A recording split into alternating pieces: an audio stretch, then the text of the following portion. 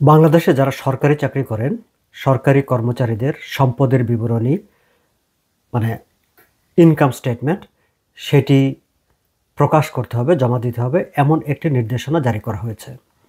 এবং এটি নিয়ে বেশ আলাপ আলোচনা হচ্ছে। আমি ধারণা করছি যে এই আলোচনাটা হচ্ছে আসলে যে নতুন অন্তর্বর্তীকালীন সরকারের যেই সংস্কারের ভাবনা কিংবা সংস্কারের প্রস্তাব, সংস্কারের উদ্যোগ কিংবা অঙ্গীকার তারই অংশ হিসাবে এই বিষয়টিকে আলোচনায় নিয়ে আসা হয়েছে। গত রোববার প্রথম জনপ্রশাসন মন্ত্রণালয় এই সংক্রান্ত একটি নির্দেশনা জারি করে। সেই নির্দেশনাটি ছিল, দর্শক আপনারা জানেন যে এক লাইনের একটি নির্দেশনা যে সরকারি কর্মচারীদের সম্পদের বিবরণী জমা দিতে হবে। তারপর অবশ্য জনপ্রশাসন মন্ত্রণালয় থেকে জানানো হয়েছে যে সরকার 5 সদস্যের একটি কমিটি গঠন করে দিয়েছে।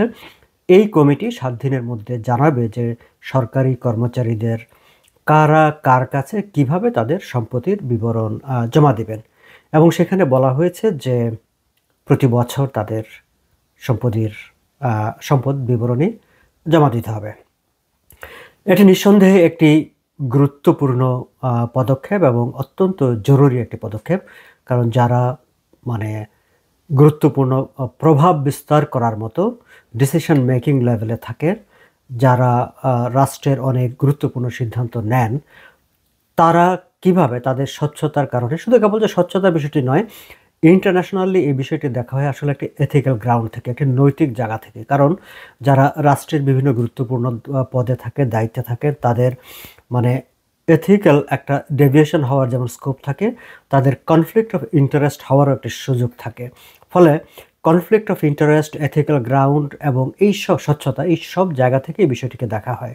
বাংলাদেশে অবশ্য এথিক্যাল গ্রাউন্ড, কনফ্লিক্ট অফ ইন্টারেস্টের জায়গা থেকে বিষয়টি দেখা হচ্ছে কিনা সেই জায়গাটায় আমি এখনও পরিষ্কার নই। দর্শক, ওই জায়গাগুলোতে আমি আলোচনা যাব। তার আগে এই যে নতুন করে যে নির্দেশনাটি দেওয়া হয়েছে, আমি ঠিক নতুন নিয়ম বলবো না, নতুন নির্দেশনাই বলবো। কারণ বাংলাদেশে যে বর্তমান বিদ্যমান আইন, সেই আইনে সরকারি কর্মকর্তা কর্মচারীদের প্রতি 5 বছর পর পর তাদের সম্পদ বিবরণী প্রকাশের বাধ্যবাধকতা আছে, এটি নিয়ম আছে। কিন্তু সেই নিয়মটি কখনই কার্যকর করা হয়নি। বিভিন্ন সময় যে উদ্যোগ নেওয়া হয়নি তা নয়। আমি একটু ঘেঁটে দেখলাম যে এই বিষয়টি নিয়ে একাধিকবার কোর্ট পর্যন্ত গড়িয়েছে, আদালত নির্দেশনা দিয়েছে যাতে এই নিয়মটি প্রতিপালিত হয়।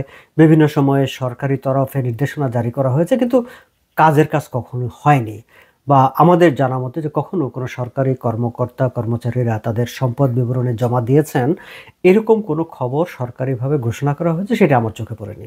দর্শক, আপনারা যদি এই বিষয়টি জানেন নিশ্চয়ই সেটি কমেন্ট বক্সে শেয়ার করতে পারেন, সেগুলো নিয়ে আমরা কথা বলতে পারবো।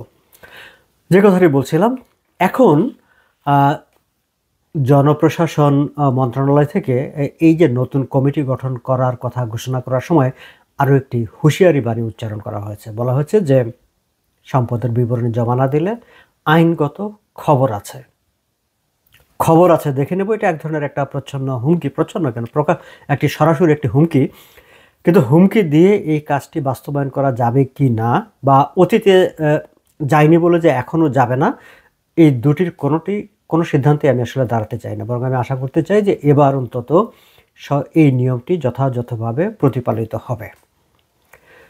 এবং এই প্রসঙ্গে আমি উল্লেখ করতে চাই, আপনারা নিশ্চয়ই জানেন যে মাত্র কয়েক সপ্তাহ আগে, নতুন অন্তর্বর্তীকালীন সরকার দায়িত্ব গ্রহণ করার পর একটি ঘোষণা দেওয়া হয়েছিল, এবং এটি সুপ্রিম কোর্টের ওয়েবসাইটেও সেই ঘোষণাটি দেওয়া হয়েছে যে সুপ্রিম কোর্টের বিচারক কর্মকর্তা কর্মচারীরা তারা 1 সেপ্টেম্বরের মধ্যে তাদের সম্পদের বিবরণী প্রকাশ করবেন। সুপ্রিম কোর্ট, উচ্চ আদালত, অত্যন্ত স্পর্শকাতর জায়গা, গুরুত্বপূর্ণ জায়গা, এবং সুপ্রিম কোর্ট যখন কোনো ডিসিশন অ্যানাউন্স করে সেটি যথাযথ সময়ে পালিত হবে। এবং পালিত না হলে যদি টাইম এক্সটেন্ড করা হয় কিংবা কেন পালন করা হলো না বা কেন পালন করা গেল না, সেই বিষয়টি একটি ব্যাখ্যা থাকবে। এটি হচ্ছে আমার কাছে মনে হয় যে এটি একটি স্বাভাবিক প্রত্যাশা। যাই হোক, আমি আজকেই যে মুহূর্তে কথা বলছি, আমার এখানে টরন্টোতে 2 সেপ্টেম্বর।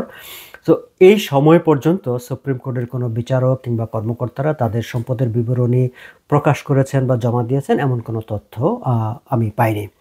যাই হোক, নিশ্চয়ই তারা জমা দিবেন, কারণ সুপ্রিম কোর্ট বলে কথা এবং প্রধান বিচারপতি নিজেও বিষয়টি বলেছেন। সো তাদের ইন্টিগ্রিটির জন্য, তাদের স্বচ্ছতার কারণে তারা তাদের এই ঘোষণা তারা পালন করবেন, সেটি আমরা আশা করতে পারি। এবং একই সঙ্গে আশা করতে পারি যে সরকারি কর্মকর্তা কর্মচারীরা তারাও তাদের সম্পদের এতদিন না দিলেও এবার তারা নিশ্চয়ই জমা দিবেন, এবং সেটি আমরা জানতে পারবো। এবং এই প্রসঙ্গে আরও একটি কথা উল্লেখ করতে চাই যে নতুন অন্তর্বর্তীকালীন সরকার ক্ষমতা নেওয়ার পর, দায়িত্ব নেওয়ার পর থেকে বিভিন্ন সময়ে কথাবার্তা উঠেছে যে অন্তর্বর্তীকালীন সরকারের যারা উপদেষ্টা আছেন তাদের সম্পদের বিবরণ প্রকাশ করা হোক। দর্শক, আমরা রাজনৈতিক সরকারের সময়ও এটি চেয়েছি যে পলিটিশিয়ানদের সম্পদের বিবরণ প্রকাশ করা হোক, মন্ত্রীদের সম্পদের বিবরণ প্রকাশ করা হোক। বিগত আওয়ামী লীগ সরকারের সময় এগুলো নিয়ে বিভিন্ন সময় কথাবার্তা হয়েছে, এবং কখনো কখনো আমরা শুনেছি যে তৎকালীন প্রধানমন্ত্রী শেখ হাসিনা বলেছেন যে তার মন্ত্রীরা বা এমপিরা ওনার কাছে সম্পদের বিবরণ জমা দিয়েছেন, কিন্তু সেগুলো কখনো কোথাও প্রকাশ হয়েছে বা আলোচিত হয়েছে সেটি আমরা জানিনি। আমরা বরং দেখেছি বিশেষ করে নির্বাচনের পরপর সম্পদ মানে নির্বাচনে যে হলফনামা প্রকাশ করতে হয়, জমা দিতে হয়, সেটিকে ধরে কোনো কোনো পত্রিকা এক ধরনের একটা সম্পদের তাদের অ্যানালাইসিস করার চেষ্টা করেছে, এবং সেগুলো দেখে আমরা বিস্মিত হয়েছি যে কি অস্বাভাবিকভাবে তাদের সম্পদের পরিমাণ বেড়েছে। যাই হোক, সেই তথ্যগুলো কিন্তু আমরা আওয়ামী লীগ ক্ষমতায় থাকাকালীন সময় পেয়েছি, কিন্তু সরকার কখনো এগুলো নিয়ে সংশ্লিষ্ট মন্ত্রীদের, এমপিদের, নেতাদের প্রশ্ন করেছে, জানতে চেয়েছে যে তোমার এত সম্পদ কীভাবে হলো, সেটা আমরা দেখিনি। যাই হোক, এবারও অন্তর্বর্তীকালীন সরকারের যারা উপদেষ্টা হয়েছেন তাদের সম্পদের বিবরণী প্রকাশের একটি আলোচনা আমরা সোশ্যাল মিডিয়াতে দেখেছি, পত্রপত্রিকায় দেখেছি বলে মনে পড়ে না, আমার অত বেশি পত্রপত্রিকা দেখার সুযোগ হয় না, কিন্তু সোশ্যাল মিডিয়ায় আমরা এই প্রস্তাবটি দেখেছি। কিন্তু আমাদের উপদেষ্টারা কিংবা প্রধান উপদেষ্টা এবং অন্যান্য উপদেষ্টারা তারা স্বচ্ছতার কারণে, এই যে আবার বললাম যে কনফ্লিক্ট অফ ইন্টারেস্ট যেটা ওয়ার্ল্ড ওয়াইড গুরুত্ব সহকারে দেখা হয়, এইসব কারণে তারা তাদের সম্পদের বিবরণ প্রকাশ করবেন কিনা এই বিষয়ে কোনো আলাপ আলোচনা কোথাও দেখিনি, তারা নিজেরাও কিছু বলেননি। তবে আমি আমার এই আলোচনা থেকে আমি বলতে চাই যে আমি মনে করি দর্শক, এবং আমার ধারণা যে আপনারা আমাকে হয়তো সমর্থন করতেও পারেন, যে অন্তর্বর্তী সরকারের উপদেষ্টা যারা আছেন তাদেরও উচিত হবে তাদের সম্পদের বিবরণ প্রকাশ করা।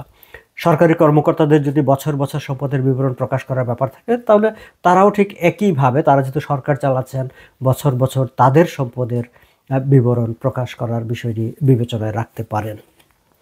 আমি এই প্রসঙ্গে একটু যদি অন্যান্য দেশের দিকে তাকাই, যে অন্যান্য দেশে এই বিষয়গুলোকে কীভাবে দেখা হয়, অন্যান্য দেশে আসলে আরও কঠিনভাবে দেখা হয়। আমি ঠিক দেখছিলাম যে মানে আমার পাশের দেশ আমেরিকাতে, মার্কিন যুক্তরাষ্ট্রে এথিক্স ইন গভর্নমেন্ট অ্যাক্ট 1978 নামে একটা আইন আছে সে দেশে, এবং সেই আইনের আওতায় প্রেসিডেন্ট, ভাইস প্রেসিডেন্ট, কংগ্রেসের সদস্য, জনপ্রতিনিধি যারা আছে, ইভেনকি যারা মানে আদালতে যারা যারা কংগ্রেশনাল স্টাফ যারা হিসাবে যারা দায়িত্ব পালন করেন, প্রেসিডেন্ট, ভাইস প্রেসিডেন্ট বলছে, সুপ্রিম কোর্টের জাজেস, ক্যাবিনেট মেম্বার্স, সবাইকেই তাদের আয়ের, ব্যয়ের, এগুলোর আয়ের একটা হিসাব তাদেরকে দিতে হয়। শুধু তাই না, কোনো একটা সার্টেন সময়ে যদি তাদের $10,000 বেশি লায়াবিলিটিস থাকে, অর্থাৎ আপনি হয়তো কোনো জায়গা থেকে একটা লোন নিলেন, মানে আপনি কংগ্রেস মেম্বার, জনপ্রতিনিধি কিংবা সরকারি কর্মকর্তা, কিংবা আপনি সুপ্রিম কোর্টের কর্মকর্তা, হুএভার মে বি, কোথাও থেকে যদি $10,000 অতি বেশি কোনো লোন নিয়ে থাকেন, কোনো আপনার দায় তৈরি হয়ে থাকে, তাহলে সেটিও প্রকাশ করতে হয়। আমার মনে হয় যে এই বিষয়টি আমরা বাংলাদেশের ক্ষেত্রেও বিবেচনা করতে পারি, যে আমাদের যারা গুরুত্বপূর্ণ পদে থাকবেন, পলিটিশিয়ানরা হোক, গভর্নমেন্টে হোক, বা তারা যদি কোথাও থেকে লোন নেন, কোত্থেকে লোন নিলেন, কত টাকার লোন নিলেন, কেন লোন নিলেন, সেই বিষয়গুলো আলোচনায় রাখা, প্রকাশ করার মধ্যে, অ্যানাউন্সমেন্ট করার মধ্যে সেটি একটি রাখা যেতে পারে। সেখানে পলিটিশিয়ানদের যারা, এবং এটি করা হয়েছে আসলে যে পলিটিশিয়ান এবং সিভিল সার্ভেন্ট যারা আছে তারা একটা সাবস্টেন্সিয়াল পাওয়ার হোল্ড করে, তাদের হাতে একটা ক্ষমতা আছে, এবং সেই ক্ষমতাটা আছে বলেই তাদের কনফ্লিক্ট অফ ইন্টারেস্ট, আমি একটু আগেও এই কথাটা বলেছিলাম, এবং এই যে এথিক্স ইন গভর্নমেন্ট অ্যাক্ট 1978 মার্কিন যুক্তরাষ্ট্রের, তারা কিন্তু এই কথাটাই বলেছে যে যেহেতু পলিটিশিয়ান এবং সিভিল সার্ভেন্ট তাদের একটা সাবস্টেন্সিয়াল পাওয়ার তারা হোল্ড করে, এবং এই পাওয়ারের কারণে তারা কনফ্লিক্ট অফ ইন্টারেস্ট তৈরি হওয়ার মতো একটা মানে সম্ভাবনা থাকে এবং সেই কারণেই তাদের এই বিষয়গুলো মানে জানানো প্রকাশ করা এটি একটি থাকা দরকার আছে। এবং আমি যদি কানাডার কথা বলি, কানাডাতেও কিন্তু office of the conflict of interest and ethics commissioner, তার একটি মানে এই ধরনের একটি আলাদা করে একটি স্বাধীন একটি অফিস আছে যারা পার্লামেন্টের কাছে সরাসরি জবাবদিহি করে এবং পার্লামেন্টের কাছে সরাসরি তারা রিপোর্ট পেশ করে। এবং এখানে শুধুমাত্র মানে যারা মেম্বার্স অ্যান্ড ফ্যামিলি মেম্বার্স, খেয়াল করবেন যে এখানে গভর্নমেন্টে যারা থাকে, ক্যাবিনেটে, পলিটিশিয়ান, অপোজিশনের যারা দায়িত্বে থাকেন, সরকারি মানে সিভিল সার্ভেন্ট, কেবলমাত্র যারা তাদের না, তাদের মানে ফ্যামিলি মেম্বার্স, অন্য আত্মীয় না, কিন্তু ফ্যামিলি মেম্বার্স, তাদেরও সম্পদের হিসাব এগুলো প্রকাশ করতে হয়। এর বাইরে দর্শক আরও একটি বিষয় আছে যে ধরেন আমি কানাডার কথা যদি বলি, আমি ধারণা করি যে ওয়েস্টার্ন কান্ট্রিগুলোতে প্রায় সব দেশে এটি আছে যে যারা জনপ্রতিনিধি, president, prime minister, vice president, ministers, member of parliaments, civil servants, তারা ঠিক যদি কারো কাছ থেকে কোনো উপহার নেন, গিফট নেন, সেটা নিজের দেশে হোক কিংবা বিদেশে গেলেন রাষ্ট্রীয় সফরে, ধরেন আমাদের প্রধান উপদেষ্টা ডক্টর মোহাম্মদ ইউনূস তিনি অন্য কোনো দেশে সফরে গেলেন, তাহলে সেই দেশের রাষ্ট্র তাকে কোনো একটা গিফট দিতে পারে, তাহলে সেই গিফটটা কিংবা দেশের ভিতর থেকে কোনো নাগরিক তার বন্ধুর শুভাকাঙ্ক্ষীও তাকে গিফট দিতে পারেন, উপদেষ্টাদের গিফট দিতে পারেন, কোনো সচিবকে গিফট দিতে পারেন। সেই উপহারটা, গিফটটা তিনি কত পর্যন্ত, কত মূল্য, আর্থিক মূল্যে কত মূল্যমানের পর্যন্ত গিফট তিনি নিজে গ্রহণ করতে পারবেন, কিংবা প্রধান উপদেষ্টাকে অন্য কোনো রাষ্ট্র যদি গিফট দেয় সেটা কত মূল্যমানের গিফটের বেশি হলে তিনি আর সেটি ব্যক্তিগতভাবে রাখতে পারবেন না, সেটি তাকে রাষ্ট্রীয় কোষাগারে জমা দিয়ে দিতে হবে। এরকম কিছু বিধান কানাডাতে, আমেরিকাতে এগুলো আছে। আমার মনে হয় যে আমরা বাংলাদেশের ক্ষেত্রেও আমরা কানাডা আমেরিকা হব না, কিন্তু এথিক্যাল কোশ্চেনে কিংবা কনফ্লিক্ট অফ ইন্টারেস্টের কোশ্চেনে, স্বচ্ছতার কোশ্চেনে এরকম কিছু ভালো ভালো যেসব বিধানগুলো বিশ্বের বিভিন্ন দেশে আছে সেগুলো আমরা বিবেচনায় রাখবো না কেন? একজন মন্ত্রী, একজন সচিব কোথাও বেড়াতে গেলে তিনি যদি কোনো পাবলিকের, জেনারেল পাবলিকের কাছ কোনো আতিথেয়তা গ্রহণ করেন, তাহলে তিনি কার কাছে আতিথেয়তা গ্রহণ করলেন, তার সঙ্গে রাষ্ট্রের কোনো লেনদেনের ব্যাপার আছে কিনা, তার মন্ত্রণালয়ের কোনো লেনদেনের ব্যাপার আছে কিনা, এইসব বিষয়গুলো নিয়ে কিন্তু নানা রকমের প্রশ্ন পশ্চিমা ওয়ার্ল্ডে উঠে, ফলে এগুলো স্ট্রিক্টলি মেনটেন করা হয়। আরেকটি বিষয় থাকে যে আপনি ধরেন আপনি একটি মন্ত্রণালয়ের দায়িত্বে আছেন, আমি যদি ধরি যে ধরেন আমাদের সালাউদ্দিন সাহেব হচ্ছেন উনি অর্থ মন্ত্রণালয়ের উপদেষ্টা, বাণিজ্য মন্ত্রণালয়ের উপদেষ্টা। এখন তিনি যদি একই সঙ্গে অর্থ মন্ত্রণালয়ের নিয়ন্ত্রণাধীন, বাণিজ্য মন্ত্রণালয়ের নিয়ন্ত্রণাধীন কোনো একটা ব্যবসা প্রতিষ্ঠানেরও প্রধান হন কিংবা কোনো একটা ব্যবসা প্রতিষ্ঠানের বোর্ডে থাকেন, তাহলে কিন্তু এখানে একটা কনফ্লিক্ট অফ ইন্টারেস্ট থাকে। এই বিষয়গুলি ওয়েস্টার্ন ওয়ার্ল্ডে খুবই স্ট্রিক্টলি দেখা হয়। আমার মনে হয় যে এই বিষয়গুলো আমাদের বাংলাদেশেও যেহেতু আমরা বলছি যে একটা বিপ্লবের মাধ্যমে একটা নতুন পরিবর্তন হয়েছে, আমরা নতুন একটা সমাজের স্বপ্ন দেখছি, আমরা নতুন কিছু চিন্তাভাবনা করছি। সো নতুন যেহেতু চিন্তাভাবনা করছি, আমরা একটু ওয়াইডলি স্বপ্নটা দেখব না কেন? আমরা একটু খুব বড় করে একটু মানে আলাদাভাবে আমরা আমাদের ভবিষ্যৎ বিনির্মাণের চিন্তাটা কেন করব না? সেই জায়গা থেকে আমি এই প্রসঙ্গগুলো আপনাদের সামনে আমি উপস্থাপন করলাম। দর্শক, আমার মনে হয় যে এই বিষয়গুলো নিয়ে আপনারাও কথা বলতে পারেন। আমাদের যারা পলিসি লেভেলে, আমি তো একজন খুবই সাধারণ, মানে আমি দেশের বাইরে থাকা সাধারণ একজন বাংলাদেশি কানাডিয়ান নাগরিক, আমি সেই জায়গা থেকেই আমার নিজস্ব ভাবনাগুলো, নিজস্ব আকাঙ্ক্ষাগুলো এই চ্যানেলের মাধ্যমে আমি তুলে ধরলাম। কিন্তু বাংলাদেশের যারা পলিসি মেকার, আমাদের সাংবাদিক বন্ধুরা, কিংবা ইভেন কি মেম্বার অফ জেনারেল পাবলিক হিসাবে আপনারাও এই বিষয়গুলো নিয়ে কথা বলতে পারেন, আপনাদের ভাবনাগুলো তুলে ধরতে পারেন। আমরা যেহেতু সংস্কারের কথা বলছি, এবং সংস্কারের জায়গা থেকে আমাদেরকেও আসলে ভাবতে হবে যে আমরা কী ধরনের সংস্কার চাই এবং কোন সংস্কারগুলো আসলে একটি টেকসই, গ্রহণযোগ্য, সুন্দর একটি সমাজ বিনির্মাণের জন্য জরুরি কিংবা উপযোগী। সেই জায়গা থেকে আমার এই ভাবনাগুলো আপনাদের সামনে তুলে ধরা। শেষ করার আগে দর্শক আবারও বলি, আপনারা আপনাদের মতামত দেবেন, সেই মতামতগুলো নিয়েও আমরা কথা বলবো এবং আমরা সবাই মিলে একটা গ্রহণযোগ্য, চমৎকার একটা সংস্কারের রূপরেখা হয়তো তৈরি করতে পারবো। তার আগে বলি যে সরকারি কর্মকর্তা কর্মচারীদের সম্পদ বিবরণীর যে নির্দেশনা জারি করা হয়েছে, আমরা চাইব যে তারা যথাযথ সময়ে সেগুলো প্রকাশ করবেন এবং একই সময়ে উপদেষ্টারাও তাদের সম্পদের বিবরণ প্রকাশ করবেন। ধন্যবাদ সবাইকে, ভালো থাকবেন।